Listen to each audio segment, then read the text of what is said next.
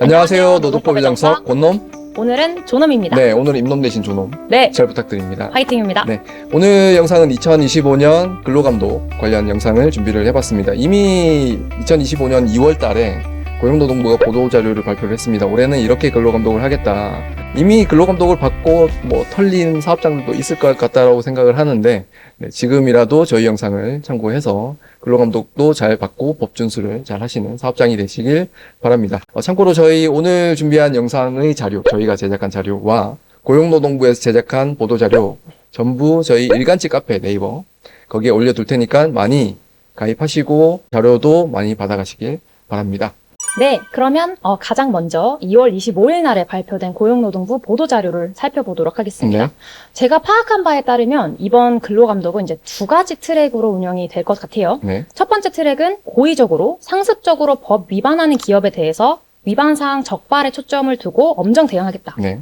이게 첫 번째 트랙이고, 네. 두 번째 트랙은 이제 취약 분야랑 영세 기업에 대해서 노무 관리 컨설팅에 초점을 두고 지도를 강화하겠다. 이렇게 두 가지 트랙으로 구분이 되는 것 같습니다. 네네. 보도자료와 저희 영상 내용이 조금 다를 수는 있습니다. 네. 저희가 사실은 보도자료를 봤을 때, 이게 카테고리가 좀 잘 이해가 안 가가지고 재구성을 했는데, 그래서 그걸 좀 참고해서 보도자료와 조금 내용이 다르더라도, 네, 저희 자료를 중심으로 영상을 시청을 하시면, 네, 많은 도움이 되실 거라 생각을 합니다. 다시 본론으로 돌아와서 첫 번째 트랙인 고의 상습적으로 법을 위반한 기업에 대한 엄정 대응 네. 파트 설명을 좀 해드리면은, 네, 특별 근로감독 얘기입니다. 특별 근로감독을 어디를 나갈 건지 구체화했는데요. 보시면 임금체불 등 중대한 법 위반 기업에 대해서 특별 근로감독을 하겠다라고 했고, 그 대상으로는 최근 6개월간 3건 이상 법 위반이 확인된 기업 중에서 전체 근로자 3분의 1 이상을 대상으로 체불이 일어났고 그 총 체불 금액이 5억 이상인 사업장에 특별 근로감독을 나가겠다, 이렇게 얘기를 했습니다. 그리고 무관용, 네. 엄정 대응, 네, 엄단하겠다, 이렇게 얘기를 했습니다. 네. 두 번째 트랙은 말씀드렸다시피 지원 강화에 관련된 부분인데요. 여기서는 컨설팅을 좀 해주겠다, 이런 방향성을 밝혔어요. 네. 구조적으로 취약한 요인이 무엇인지를 찾아서 그걸 근본적으로 개선이 가능할 수 있도록 지도를 하고 단계적으로 접근 차원에서 컨설팅 연계를 강화하겠다, 이렇게 밝혔습니다. 네. 그리고 기존에는 이 두 번째 트랙에 있어서도 각종 서류를 중심으로 이제 근로감독이 이루어졌었는데, 네. 금년에는 설문조사 같은 거 활용해서 실태 파악을 하겠다, 네. 이렇게 이제 방법이 변경이 된다라고 알려줬습니다. 네. 네, 근데 제 개인적인 생각으로는 근로감독을 좀 약하게 하면은 서류 조사로 하고 그냥 시정 내용 알려주고 넘어가는 이 트랙이 조금 더 덜 부담스럽거든요. 사실은. 그쵸, 왜냐면은 실제 설문조사 직원들 대상으로 설문조사 진행을 하면은 진짜 더 나을 것 더 잡아나겠다라는 예. 의미일지도 않나, 이렇게 생각을 하긴 하는데, 네, 노동부에서는 조금 이걸 봐주겠다는 방향이라고 하니까, 네. 네, 그렇게 이해를 하고 일단 넘어가겠습니다. 네, 그렇다면 방금 말씀드렸던 이 두 가지 트랙에 대해서 네. 어떤 업종을 위주로 감독이 진행이 되는 건지 네. 대표님 한번 말씀해 주시겠습니까? 네. 첫 번째로는 그 취약 분야라는 걸 선정을 하나 한 것 같고요. 두 번째로는 네, 지역 기반 취약 업종, 이걸 선정을 한 것 같습니다. 네. 취약 분야에 있어서 보시면 바로 들어가 보면요. 건설업을 대상으로 시공 현장 감독을 실시를 하겠다, 이렇게 얘기를 했는데, 최근에 그 건설 현장에 있었던 임금체불이 빈번했죠. 네. 네, 그런 사회적 이슈를 좀 반영한 부분이지 않나, 이렇게 생각을 하고요. 그 다음으로 취약 분야는 기업형 유튜버 및 웹툰 제작 등 신사업 분야에 대해서 예방 중심의 기획 감독을 실시를 하겠다, 이렇게 밝혔습니다. 특히 대형 유튜버들 최근에 또 시끌시끌합니다. 보시면 네. 모 사건이 유튜버는 있었죠. 네, 그렇죠. 그 제작 PD가 네. 일을 하다 다쳤는데 산재 처리를 안 해주느냐, 이런 시끌시끌한 이슈도 있었고요. 그 다음으로는 지역 특성을 반영을 한 취약 업종을 네. 선정을 했습니다. 그래서 서울은 정보통신, 최근에 저희가 자문하는 사업장 한 곳도 근로감독을 받은 것으로 알고 있는데요, 네네. 대표님. 그렇죠. 네, 어땠었죠? 거기는 사실은 저희가 그 일을 한 지가 얼마 안 된 사업장이었어요. 네. 그래서 일단은 근로감독이 나온다는 얘기를 딱 들었을 때, 와, 이거 큰일 났다. 이 사업장 이슈 잘 모르고 있는데, 저희가 그렇죠. 관리를 해오던 그쵸. 사업장이 아니다 보니까, 그래서 일단은 급하게, 네, 저희가 가진 역량을 최대한 발휘해서, 네, 속성으로 사업장이 최대한 근로감독을 단기간에 잘 진행을 하도록 그렇게 진행을 했고 저희 생각보다는 근로감독이 나왔을 때 많이 안 네, 털어갔습니다. 근데 되게 순조롭게. 그쵸. 근데 이제 이 보도자료를 보니까 고용노동부, 그랬었겠구나라는 생각도 들어서 아. 보도자료를 보고 저희 영상을 잘 보시면 충분히 잘 대비를 하실 수 아이. 있지 않을까 이렇게 생각을 합니다. 그래도 대표님이 충분히 서포팅을 잘 해주셨기 때문에 네. 긍정적인 결과가 나지 않았을까 생각합니다. 농업부 벤습 화이팅! 사회생활 잘하시네. 네. 네, 저희 앞에서 말씀드린 네, 거기도 정보통신인데 거기는 경기도였죠. 네, 수도권으로 좀 확대해서 보고 있나 봐요. 네, 그래서 서울이라고 하면 수도권을 봐야 되지 않을까 이렇게 생각을 합니다. 오히려 정보통신은 사실은 경기도 쪽에 조금 더 몰려있는 저 산업단지들. 그런 이슈가 있다 보니까 경기도도 봐야 되지 않나 이렇게 생각을 하고요. 부산은 기계, 전자, 방산 등 제조업을 보겠다 얘기를 했고 광주는 자동차 부품 제조. 네, 뭐 누구나 알고 있는 기아차, 네, 광주 공장 네, 거기는 그냥 나가겠다라고 얘기를 한 것 같습니다. 제가 봤을 때는. 그다음에 대전은 제과 제빵. 혹시 지금도 네. 배가 고픈데. 네, 성심당. 네, 저는 개인적으로 성심당 좋아합니다. 저도 좋아합니다. 좋은 기업이죠. 보통 근데 여기 앞에서 보면 좀 이슈가 있는 쪽을 이슈가 있다라는 거는 이제 취약하다. 네. 노동 쪽에서는 취약하다라고 생각하는데 성심당은 뭐, 아니지 않나요? 뭐 노동권의 보호 사각지대가 문제가 제기가 되는지는 모르겠지만 네. 네. 직원 복지도 좋고 임금 수준도 꽤 높은 걸로 알고 있거든요. 근데 왜 성심당 같아요, 제가 봤을 때는. 저도 그렇게 생각합니다. 네, 성심당을 나갔을 때, 성심당을 너무 털면은, 국민 인식이 조금, 그럴 것 같습니다. 저는 네. 그런 생각이 드네요. 네. 그리고 산업안전 점검과 관련해서도 얘기를 조금 했어요. 아까 네. 말씀드렸던 것처럼 이제 통합사업장 감독으로 이제 진행이 되다 보니까 산업안전 점검과 관련해서는 외국인이랑 하청 근로자 등 취약계층이 다수인 사업장, 그리고 건설, 화학, 기계 등 구조적으로 산재에 취약한 업종, 그리고 50인 미만 사업장 중에서 중대재해가 빈발하는 업종, 그리고 전국적으로 사회적으로 이슈가 제기된 대규모 기업 중심으로 이제 산업안전 점검이 진행이 된다고 합니다. 네. 결론적으로 이번 근로감독은 평소에 있었던 근로감독과는 조금 다르게, 네. 일반 근로감독의 문제와 산업안전 파트를 통합해서 보겠다.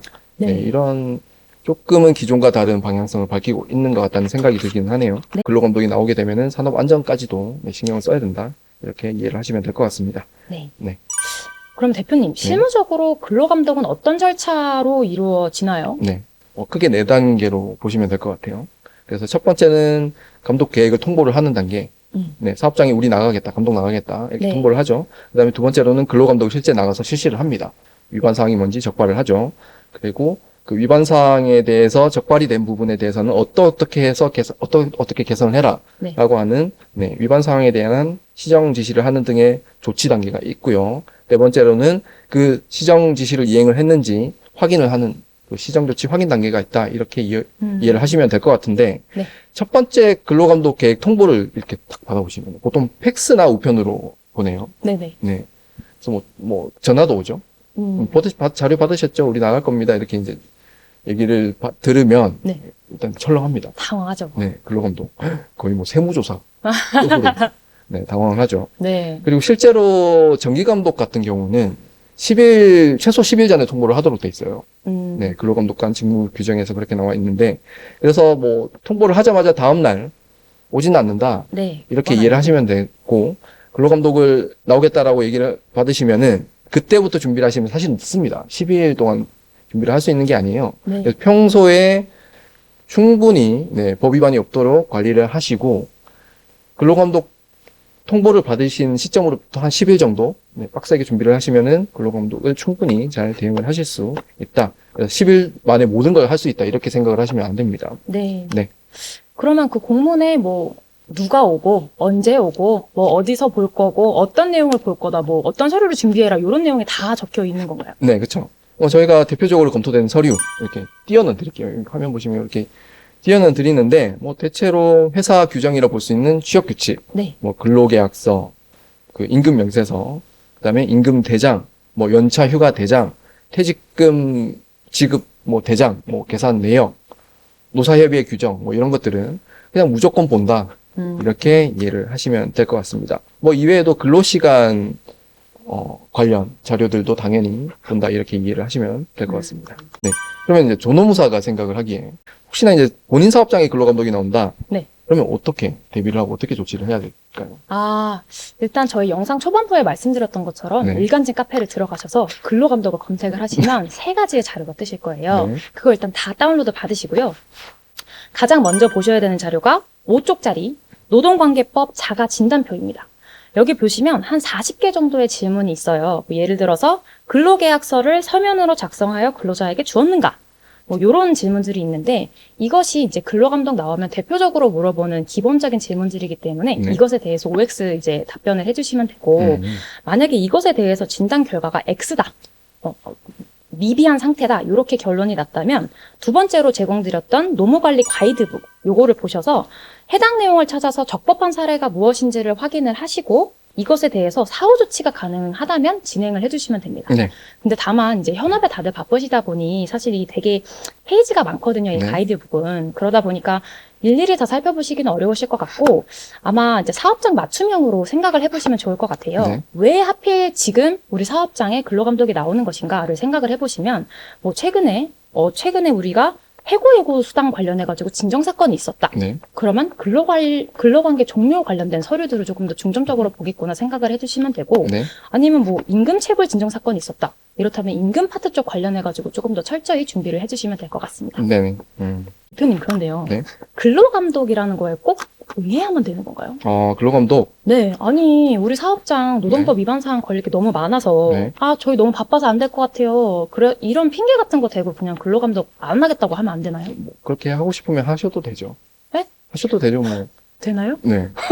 뭐 예를 들면은 고용노동부에서 압수수색 영장 들고서 들어왔다. 그러면은 거부하시면 형사처벌 받습니다. 네, 그러시면 안 되고 근로감독은 그런 수준은 아니니까 예. 거부하셔도 되는데 네, 거부하시면 어떤 사태가 벌어지느냐. 일단은 최저임금법 뭐 26조 2항 등과 같이 근로감독 거부에 대한 직접적인 제재 규정도 있고요. 사실은 그런 제재를 받으실 겁니다. 그리고 그것뿐만 아니라 고용노동부한테 찍히죠. 그러면 고용노동부가 할 수 있는 더 강력한 조치들이 있습니다. 그것을 생각을 하시면 사실상 거부는 불가능하다. 네. 이렇게 보시면 되고 충실히 그냥 잘 받으시고 너무 우리 사업장이 미흡하다라고 생각을 하셔도 이번 기회에 공부하고 조금 더 노동법을 준수할 수 있는 사업장으로 거듭날 수 있는 그런 생각으로 성실히 임해 주시는 게 가장 좋은 방법이다. 이렇게 말씀을 드려야 될 것 같습니다. 그렇다면 이제 근로감독 주요 지적 사례를 좀 살펴보도록 하겠습니다. 네. 이제 통상적인 사업장의 경우 어떤 내용으로 근로감독한테 시정 지시를 받았는지 살펴보면 네. 2024년도 대표 지적 사례는 이제 아래에 10가지로 추려볼 수 있을 것 같아요. 네, 이렇게 여기 보시면 이렇게 10가지 정도를 추려볼 수 있을 것 같은데 네. 대표적인 사례 한 2가지만 좀 말씀을 해드리면 근로계약서. 네. 근로계약서는 거의 뭐 다 걸린다고 보시면 돼요. 왜냐면은 요즘 근로계약서는 당연히 써야 된다는 건 다 알고 계셔서 네. 근로계약서를 안 쓰는 사업장이 적발이 되는 사례보다는 근로계약서에 필수적으로 명시를 해야 되는 소위 우리가 말하는 근로조건 명시 의무 차원에서 네. 명시를 해야 되는 것 중에서 몇 가지 누락되는 경우가 거의 대부분입니다. 그래서 그게 지적이 되는 사례가 굉장히 빈번하게 적발이 되고 있고요. 그 다음에 또 하나는 연차수당, 소위 우리가 미사용 연차수당이라고 하죠. 네. 그거를 지급을 하지 않은 사례가 굉장히 빈번하게 적발이 되는데 이 연차수당 미지급 중에서도 가장 빈번하게 적발이 되는 게 2가지입니다. 하나는 1년 미만 근로자들한테 네. 대해서 매월 1개씩 네. 줘야 되는 연차 휴가가 있는데 그 매달 1개씩 발생하는 연차에 대한 미사용 수당을 지급을 안 하는 사례가 첫 번째고요. 네. 두 번째로는 퇴사를 하면서 남아있는 연차가 있을 겁니다. 네. 네, 쓰지 않고 남아있는 연차가 있는데 그 남아있는 연차에 대해서 정산을 안 해주는 그런 미사용 수당 미지급에 대한 적발이 굉장히 빈번하게 발생을 하고 있다. 이렇게 말씀을 드릴 수 있겠습니다. 네. 근데 방금 살펴본 10가지 중에서 뭐 최저임금이나 뭐 연차 미사용 수당 같은 임금 체불 문제는 적발되면 사실 회사한테 돈을 지급해라 이런 시정 지시가 내려올 것 같아서 그쵸. 가장 타격이 클 것 같은데. 맞습니다. 그렇죠? 네, 실제 근로감독에서 가장 타격이 큰 게 이런 거죠. 임금체불이라고 이제 분류를 하면 될 것 같은데 최저임금 문제라든지 네. 뭐 연장근로 수당 미지급 문제라든지 연차 미사용 수당 미지급이라든지 이런 근로자들한테 당연히 법상 지급을 해야 되는 거에 대해서 미지급한 위반 사항이 적발이 되면은 당연히 시정 지시가 지급을 해라 라고 내려올 수밖에 없습니다. 그럼 당연히 지급을 해야 되는 거고요. 그렇다 보니까 근로감독에서 이런 부분이 적발이 되지 않도록 이런 부분들은 평소에 임금 체불이 없도록 관리를 잘 하셔야 됩니다. 네. 그래서 이런 부분들은 근로감독에서 걸리시면은 그냥 타격이 크다. 평소에 관리를 하셔야 되고, 나머지 이제 서류상의 행정적인 부분이죠. 아까 말씀드린 근로계약서상에 뭘 명시를 해야 되는지, 임금명세서에는 뭐가 기재가 되어야 되는지, 뭐 취업규칙은 어떻게 작성이 되어야 되는지 이런 부분들. 이런 부분들에 대해서는 조금 미흡하더라도 근로감독을 통해서 적발되시고 지적을 받으시면은 그냥 차라리 그냥 이번 기회에 서류를 조금 더 정비하는 그런 기회일 수도 있다 이렇게 이해를 하시면 될 것 같습니다. 그래서 평소에 임금체불이 없도록 충분히 관리를 하시는 게 근로감독에 대비를 하는 좋은 방법이지 않나 이렇게 말씀을 드릴 수 있을 것 같습니다.